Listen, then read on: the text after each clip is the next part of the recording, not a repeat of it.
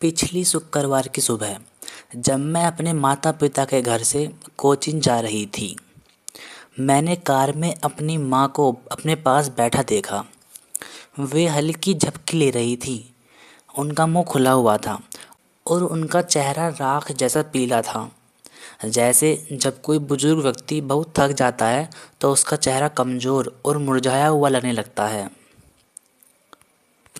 उनका शरीर एक मुर्दे जैसा लग रहा था और यह देखकर मुझे दर्द महसूस हुआ।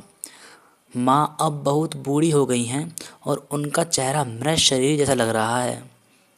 मुझे एहसास हुआ कि वह उतनी ही बूढ़ी हो चुकी हैं जितनी दिख रही हैं और मुझे अपनी माँ की वास्तविक उम्र और कमज़ोरी का एहसास होता है। लेकिन जल्दी ही मैंने इस विचार को दिमाग से निकाल दिया और बाहर देखने लगी। बाहर के पेड़ ऐसे लग रहे थे जैसे वो दौड़ रहे हों और खुशी से बच्चे अपने घरों से बाहर आ रहे थे और बड़ी प्रसन्नता के साथ खेल रहे थे। लेकिन वास्तव में वो पेड़ नहीं दौड़ रहे थे, बल्कि हम आगे जा रहे थे। लेकिन जब मैं कोचीन एयरपोर्ट पहुंची और जब मेरी एयरपोर्ट की सुरक्षा जांच पूरी हुई, कुछ गज की दूरी से मैंने उन्हें फिर देखा। उनका चेहरा मुरझाया हुआ था।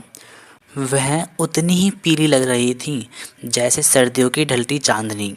जैसे ठंड में चांद की रोशनी बहुत हल्की और फीकी हो जाती है, वैसे ही मेरी माँ का चेहरा कमज़ोर और उदास लग रहा था और मुझे फिर से वही जानी पहचानी पीड़ा महसूस हुई जो मेरे बचपन का डर था।